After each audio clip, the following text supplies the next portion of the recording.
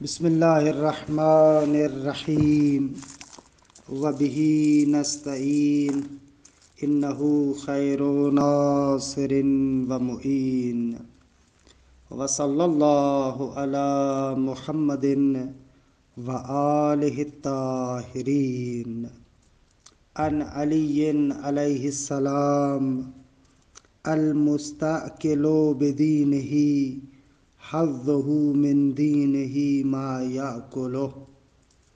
امیر بیان امیر المؤمنین فرماتے ہیں کہ جو بندہ اپنے دین کے ذریعے سے کھاتا ہے اس بندے کا دین کے اندر حظ اور نصیب وہی ہے جو اس نے کھایا ہے۔ المستأکل بدینہ حظہ من دینہ ما یأکلہ۔ خوب الحمدللہ خداوند منان کے لطف و کرم سے ہماری گفتگو اصول فقہ میں علامات حقیقت و مجاز کے بیان میں تھی۔ اولین علامات فرماتے ہیں کہ تبادر ہے۔ تبادر کے بارے میں مطالب آپ کی خدمت میں عرض ہوئے۔ دوسری علامات صحت سلب اور عدم صحت سلب ہے،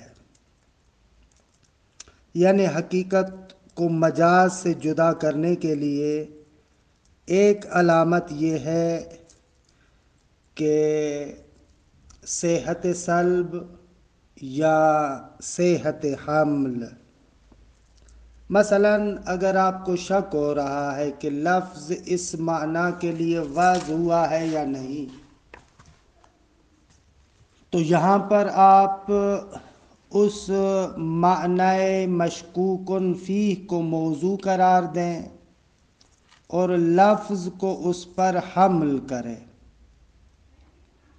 اور پھر دیکھیں اگر یہ حمل درست ہے، اس کا معنی یہ ہے کہ لفظ اس معنی کے لیے وضع ہوا ہے،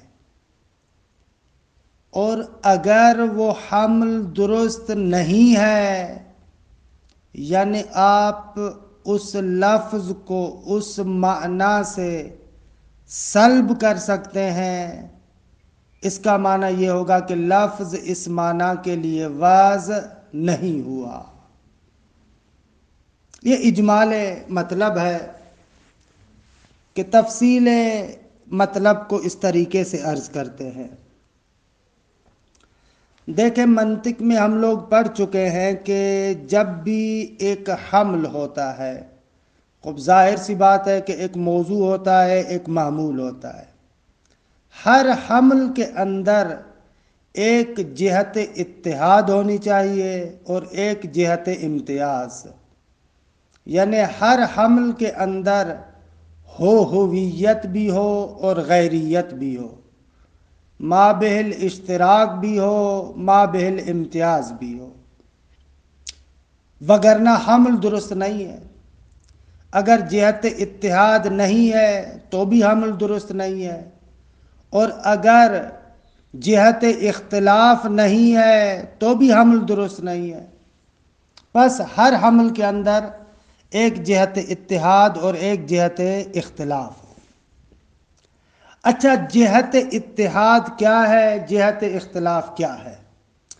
اگر جہت اتحاد یعنی مابہ الاشتراک مفہوم ہو اور اختلاف اجمال اور تفصیل کے ذریعے سے ہو، اختلاف اعتباری ہو، تو اس حمل کو کہتے ہیں حمل اولی، جیسے کہ چند دن پہلے بھی عرض کیا تھا۔ اور اگر مابہ الاشتراک کہ جس میں دونوں مشترک ہیں، جس میں دونوں متحد ہیں، وہ اتحاد مصداقاً ہو اور اختلاف مفہوماً ہو، اس حمل کو کہتے ہیں حمل شایع ثنائی۔ مثلا الانسان حیوان ناطق، خوب یہ حمل اولی ہے۔ اسی طریقے سے الانسان ضاحک، یہ حمل شایع ثنائی ہے۔ خوب یہ مطلب ہم نے منطق میں آپ کی خدمت میں عرض کیا تھا۔ اب آتے ہیں اس علامت کے بارے میں عرض کرتے ہیں۔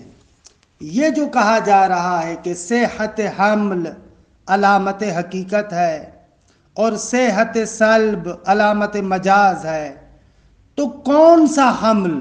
آیا حمل اولی، حمل شائع سنائی؟ خوب کون سے حمل کی آپ بات کر رہے ہیں؟ اس کو تفصیل سے ذرا بیان کریں گے۔ خوب مرحلے اول میں ہم آتے ہیں، حمل اولی کو مد نظر رکھتے ہیں کہ جس کے اندر ملاک یعنی ملاک اتحاد مفہوم ہے اور تغیر اعتباری ہے۔ اس کے اعتبار سے دیکھیں، حمل اولی کے اعتبار سے یہاں پر ایک معنی مشکوکن فی ہے اور ایک لفظ ہے۔ آپ کو پتہ نہیں ہے کہ یہ لفظ اس معنی کے لیے وضع ہوا ہے یا وضع نہیں ہوا۔ مثلا من باب المثال اسد اور حیوان مفترس کو مد نظر رکھیں۔ لفظ اسد آیا حیوان مفترس کے لیے وضع ہوا ہے یا وضع نہیں ہوا؟ تو یہاں پر آپ اس معنی مشکوکن فی یعنی الحیوان المفترس اس کو موضوع بنائیں اور اسد کو معمول بنائیں، یعنی آپ کہیں الحیوان المفترس اسدن۔ خوب اب یہاں پر دیکھیں، حمل اولی کے اعتبار سے درست ہے یا درست نہیں ہے؟ اگر یہ حمل درست ہو یعنی الحیوان المفترس اسدن، حمل درست ہو، صحت حمل ہو، تو یہاں سے ہم نتیجہ لیں گے کہ لفظ اسد حیوان مفترس کے لیے وضع ہوا ہے۔ حیوان مفترس لفظ اسد کا معنی ہے۔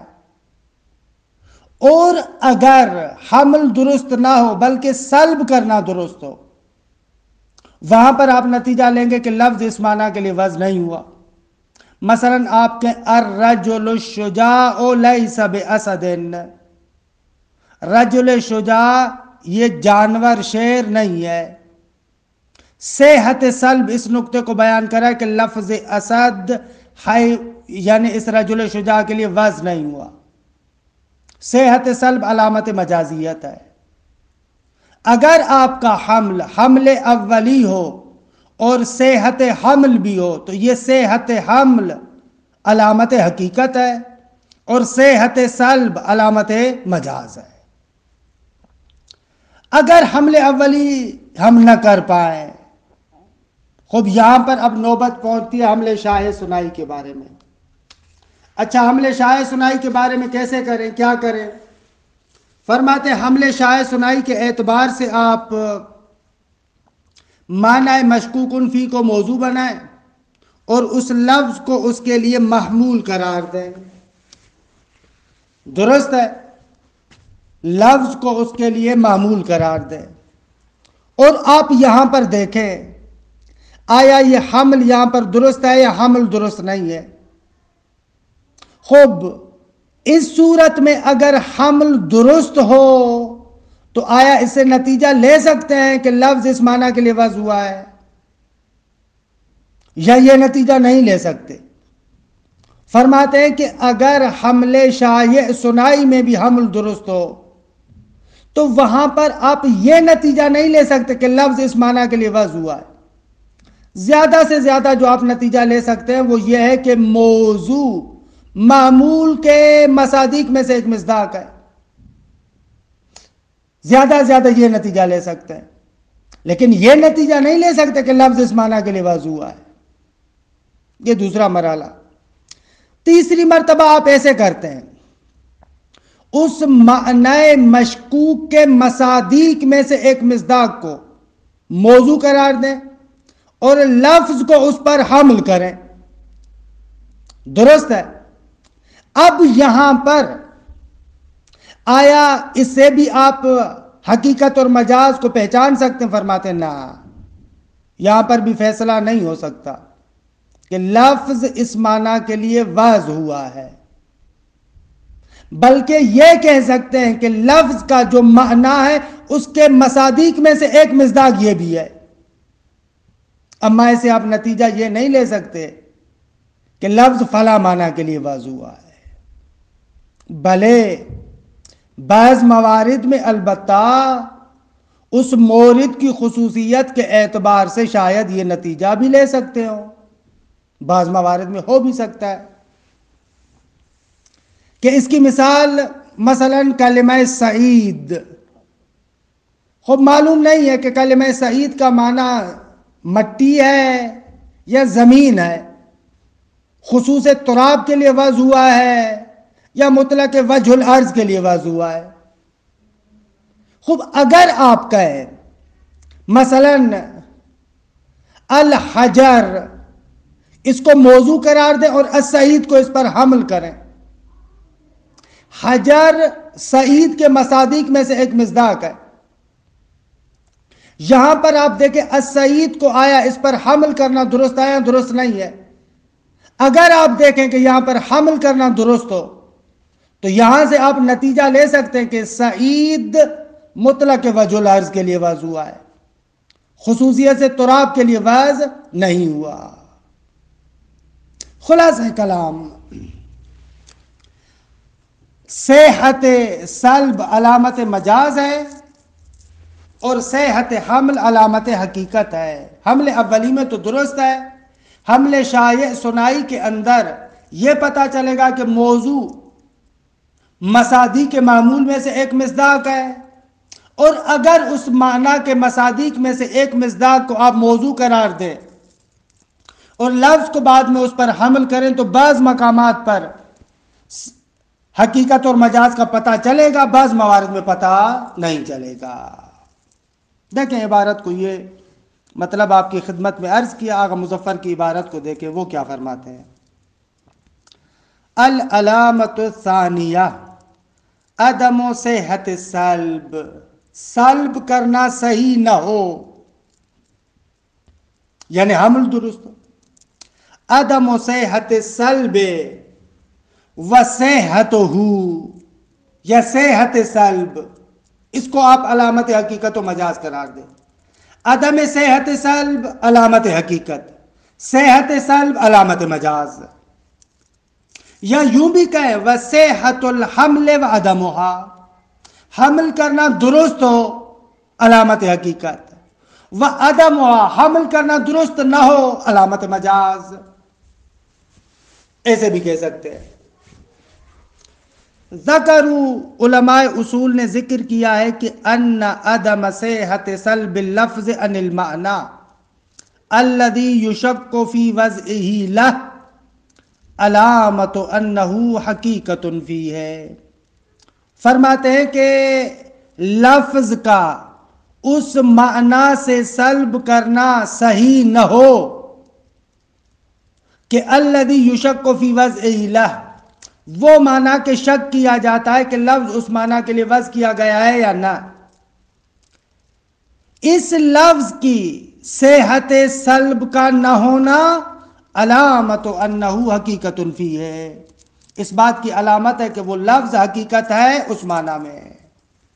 وَأَنَّ صحت سلب علامت علی انہ مجاز فیہ، اور صحت سلب علامت ہے اس بات کی کہ لفظ مجاز ہے اس معنی کے اندر. وَذَكَرُوا أَيْضًا، اور اسی طریقے سے علماء اصول نے ذکر کیا ہے ان صحت حمل اللفظ علی ما یشک فی وضعہ لہ علامت الحقیقہ، کہ لفظ کا حمل کرنا درست ہو علی ما یعنی اس معنی پر، ما سے مراد معنی، وہ معنی کہ یشک کو شک کیا جاتا ہے فی وضعہ لہ کہ لفظ اس کے لیے وضع ہوا ہے یا نہ، یہ صحت حمل لفظ علامت الحقیقہ. وعدم صحت الحمل علامت علی المجاز، اور حمل کا صحیح نہ ہونا علامت مجاز ہے. یہ علماء اصولیون نے ذکر کیا ہے. وَهَذَا مَا يَحْتَاجُ إِلَى تَفْصِيلٍ وَبَيَانٍ، خوب فرماتے ہیں کہ اس نقطے کی وضاحت کے لیے بہرحال کچھ وضاحت کی ضرورت ہے، توضیحات کی کچھ ضرورت ہے. فَلِتَحْقِيقِ الْحَمْلِ وَعَدَمِهِ وَسَلْبِ وَعَدَمِهِ نَسْلُكُ الطُّرُقَ الْآتِيَّةَ. آگا اس حمل اور عدم حمل، سلب یا عدم سلب، اس کی تحقیق کے لیے ہم مندرجہ ذیل طریقوں کو اختیار کرتے ہیں. خب پہلا طریقہ، نجعل المعنى الذي يشك في وضع اللفظ له موضوعا وَنُعَبِّرُ عَنْهُ بِأَيِّ لَفْظٍ كَانَ يَدُلُّ عَلَيْهِ، اگر وہ معنی کہ جو معنی مشکوک فی ہے، وہ معنی کہ شک کیا جاتا ہے کہ لفظ آیا اس کے لیے وضع ہوا ہے یا نہ، اس معنی کو ہم قرار دیتے ہیں موضوعاً، موضوع۔ وَنُعَبِّرُ عَنْهُ بِأَيِّ لَفْظٍ كَانَ يَدُلُّ عَلَيْهِ، اللہ کوئی بھی لفظ جو اس پر دلالت کرے اس کے ذریعے سے اس کو تعبیر کرے۔ مثلا آپ کو شک ہو رہا ہے کہ لفظ اسد حیوان مفترس کے لیے وضع ہوا ہے یا نہ، آپ آئیں اس حیوان مفترس کو موضوع قرار دیں، درست آگا۔ ثم نجعل اللفظ المشکوک فی وضعه لذلك المعنى محمولا، اور اس کے بعد ہم قرار دیں گے اس لفظ کو کہ جس لفظ کے بارے میں شک کیا جاتا ہے کہ یہ لفظ اس معنی کے لیے وضع کیا گیا ہے یا نہ، اس لفظ کو قرار دیں کیا؟ محمولان، معمول قرار دیں، بما له من المعنى الارتکازی، حالانکہ اس معنی کو مد نظر رکھتے ہوئے کہ جو آپ کے ذہن میں مرتکز ہے، آپ کے ارتکاز میں، آپ کے شعور میں، آپ کے وجود کے اسٹور کے اندر محفوظ ہے، اس کے اعتبار سے۔ مثلا وہاں پر آپ نے کہا حیوان مفترس موضوع، لفظ اسد اس کے لیے معمول۔ ثم نجرب ان نحمل بالحمل الاولی اللفظ بما له من المعنى المرتكز في الذهن على ذلك اللفظ الدال على المعنى المشكوك وضع اللفظ لا، اس کے بعد ہم حمل اولی کے ذریعے سے حمل کریں اس لفظ کو، حالانکہ اس معنی کے اعتبار سے کہ جو معنی مرتکز ہے آپ کے ذہن میں، اس لفظ کو حمل کریں کس پر؟ علی ذالک اللفظ، اس دوسرے لفظ پر کہ جو دلالت کرتا ہے اس معنی پر کہ المشکوک وضع اللفظ لا، کہ جس کے بارے میں ہمیں شک ہے کہ آیا لفظ اس کے لیے وضع ہوا ہے یا نہ۔ یعنی آپ الحیوان المفترس کو موضوع بنائیں، اسد ان کو معمول قرار دیں۔ والحمل الاولی ملاکہ الاتحاد فی المفہوم، اگر حمل اولی میں ملاک یہ کہ اتحاد مفہوم میں ہو، والتغایر بالاعتبار، اور تغایر اور اختلاف اعتباری ہے، حالا اجمال و تفصیل کے لحاظ سے۔ مثلا وَحِينَئِذٍ اِذَا أَجْرَيْنَا هَذِهِ التَّجْرِبَةِ، اس صورت میں کہ اس کو موضوع قرار دیا، اس کو معمول قرار دیا، حمل بھی حمل اولی ہے، تو اس صورت میں جب یہ آپ نے تجربہ کیا، فَإِنْ وَجَدْنَا عِنْدَ أَنفُسِنَا صِحَّةَ الْحَمْلِ وَعَدَمَ صِحَّةِ السَّلْبِ، اس صورت میں اگر ہم نے دیکھا کہ ہمارے نزدیک یہ حمل درست ہے اور سلب درست نہیں ہے، علمنا تفصیلاً بأن اللفظ موضوع لذلك المعنى، تو تفصیلاً ہمیں پتہ چلے گا کہ یہ لفظ اس معنی کے لیے وضع کیا گیا ہے۔ وَإِنْ وَجَدْنَا عَدَمَ صِحَّةِ الْحَمْلِ وَصِحَّةَ السَّلْبِ، اور اگر ہم نے دیکھا کہ حمل درست نہیں ہے، سلب درست ہے، علمنا، تو ہم لوگ جان لیں گے کہ أَنَّهُ لَيْسَ مَوْضُوعًا لِذَلِكَ الْمَعنَى، یہ لفظ اس معنی کے لیے وضع نہیں ہوا، بل یکون استعمالہ فیہ مجازاً، بلکہ اس لفظ کا اس معنی میں استعمال مجازی ہے۔ اگر حمل اولی کے اعتبار سے صحت حمل ہو، یعنی علامت حقیقت بن جائے گا، پتہ چلے گا کہ یہ لفظ اس معنی کے لیے وضع ہوا ہے۔ اذا لم یصح عندنا الحمل الاولی، خوب اگر ہم حمل اولی نہ کر پائیں، وہاں پر نجرب ان نحملہ هذه المرة بالحمل الشائع سنائی، اس مرتبہ ہم کیا کریں؟ اس لفظ کو معنی پر حمل کریں حمل شائع سنائی کے ساتھ، کہ الذی ملاکہ الاتحاد وجودا والتغایر مفہوما، کہ جس کا ملاک یہ کہ اتحاد و وجودا یعنی مصداقا اور تغایر و مفہوما، الانسان ذائق جیسے تھا۔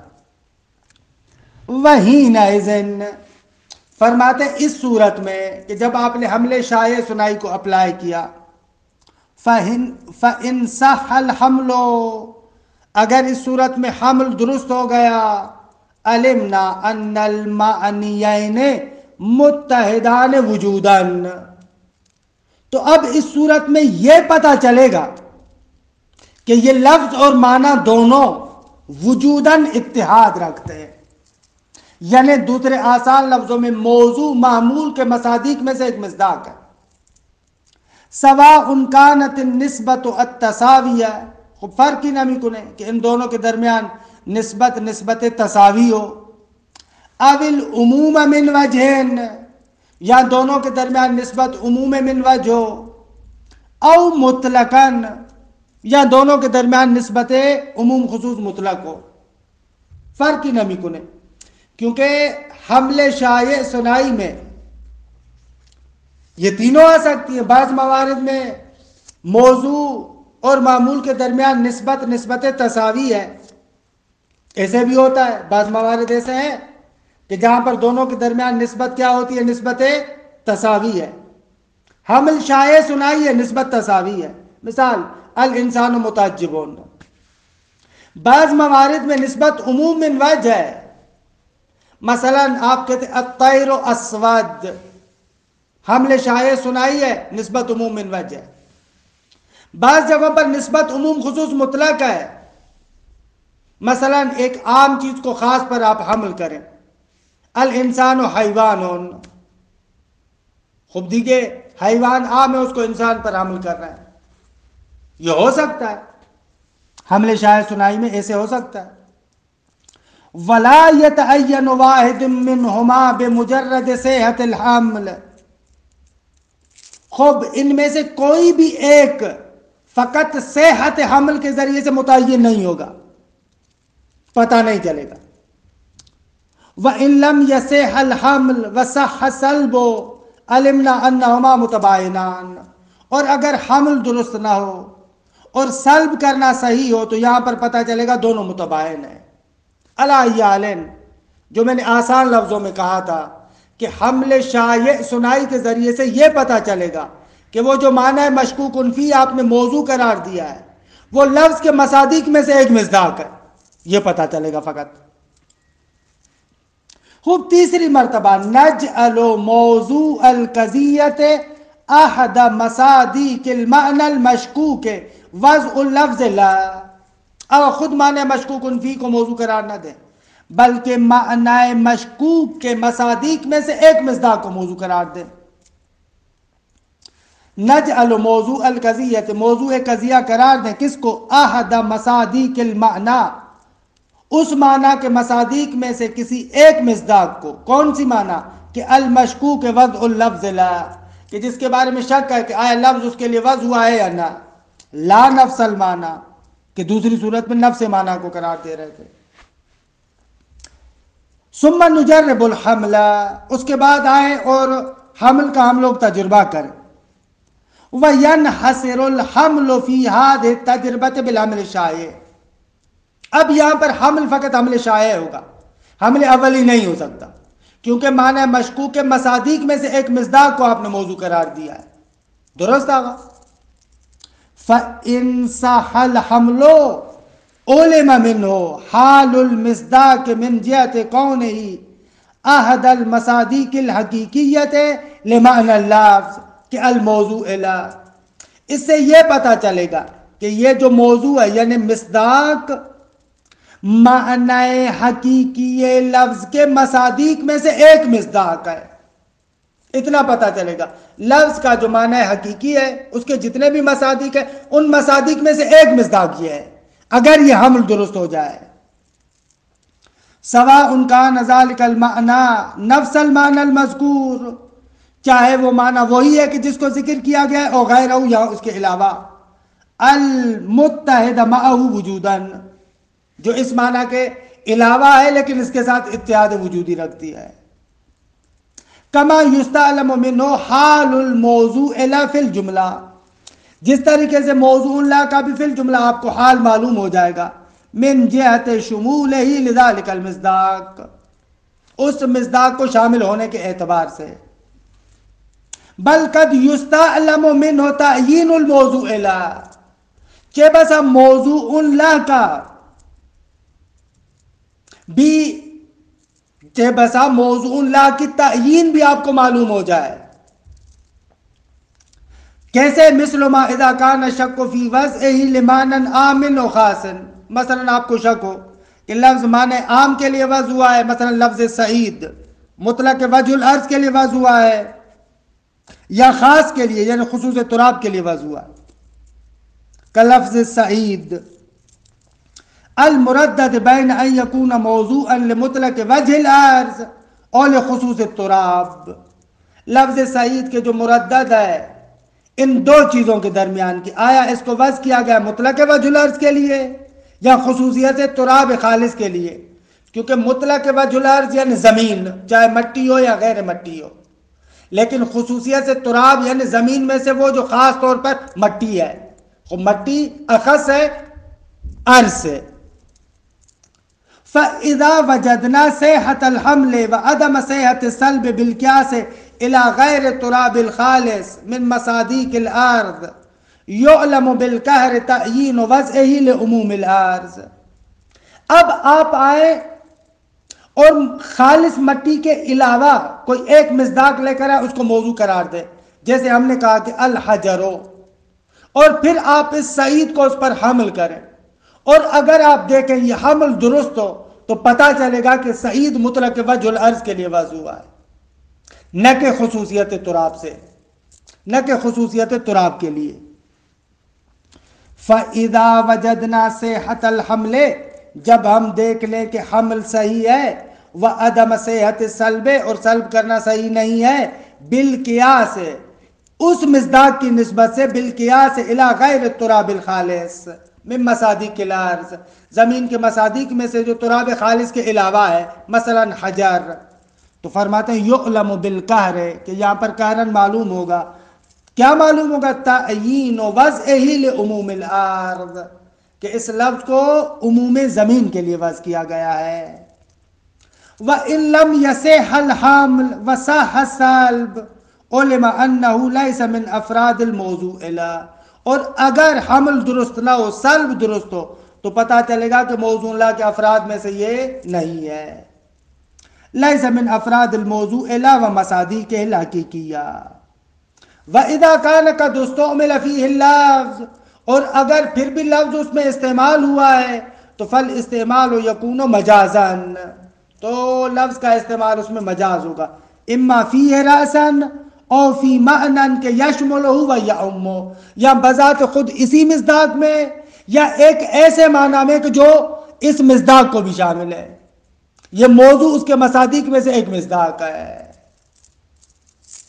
علی ای حال، آغا آپ کو بہت زیادہ الجھا دیا، عبارت یہاں پر تھوڑا سا گیر ہے.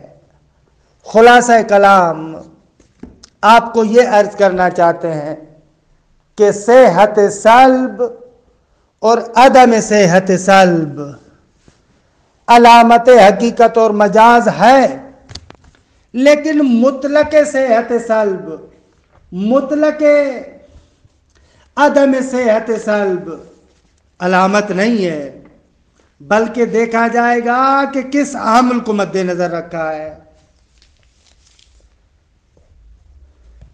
اگر حمل اولیہ ذاتی ہے تو فرماتے ہیں اس سے پتہ چل جائے گا کہ موضوع اور لفظ جب مفہوماً متحد ہیں، یعنی وہ موضوع معنی مشکوک فی، اس معمول یعنی لفظ کے لیے موضوع اللہ ہے، وہاں پر تو پتہ چلے گا.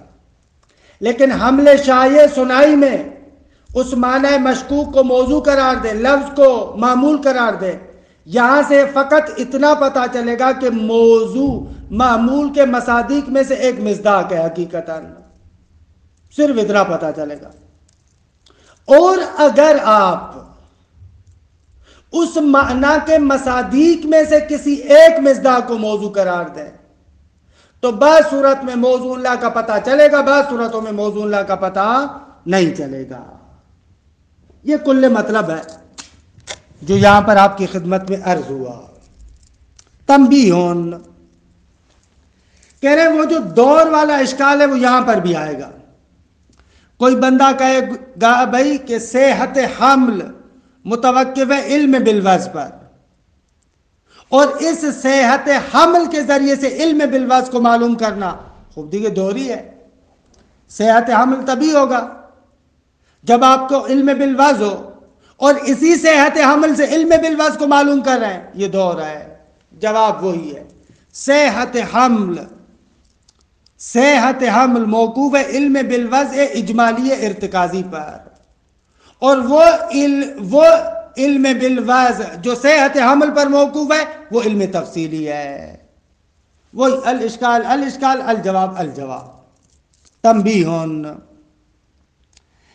تنبیہ کہتے ہیں وہ مطلب جو گزشتہ مطالب سے روشن ہو چکا ہے لیکن ضمناً، البتہ تنبیہن میں اس کی صراحت کرتے ہیں. ان الدور الذي ذکر فی التبادر یتوجہ اشکالہ ہنا ایضا، فرماتے ہیں وہ دور کہ جس کو تبادر میں ذکر کیا گیا اس کا اشکال یہاں پر بھی آئے گا. والجواب عنہ نفس الجواب ہنا کا، جواب بھی وہی ہے جو وہیں پر دیا تھا. حالا اشکال و جواب کا بیان یوں ہے. لأن صحت الحمل و صحت السلب انما ہما باعتبار ما لللفظ من المعنى المرتکز اجمالا. اگر صحت حمل اور صحت سلب یہ دونوں باعتبار ما لللفظ من المعنى المرتکز اجمالا، اس معنی کے اعتبار سے ہے کہ جو لفظ کا ایک معنی ارتکازی اجمالا آپ جانتے ہیں، درست ہے. لہذا یہ جواب کی طرف اشارہ ہو گیا، پس اشکال لازم نہیں آئے گا.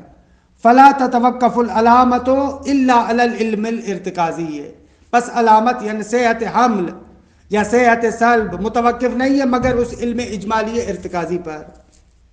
وما يتوقف على العلامت هو العلم التفصیلی، لیکن جو چیز اس علامت پر متوقف ہے وہ علم تفصیلی ہے. خوب یہ هذا كله بالنسبة الى العارف باللغة، وہی جواب دونوں، یہ اس اہل لغت کی نسبت سے جو عارف باللغة ہے. وَأَمَّا الْجَاهِلُ بِهَا فَيَرْجِعُ إِلَىٰ أَهْلِهَا فِي صِحَةِ الْحَمْلِ وَالسَّلْبِ وَعَدَمِهِمَا. جو جاہل باللغت ہے وہ اہل لغت کی طرف رجوع کرے گا، آیا اس کے پاس صحت حمل یا صحت سلب ہے یا نہیں ہے. تبادر جیسے تبادر میں کہا تھا، پس وہاں پر تو روشن ہے کہ اشکال دور اصلاً لازم نہیں آئے گا. خوب علامت سوم ہے اضطراد.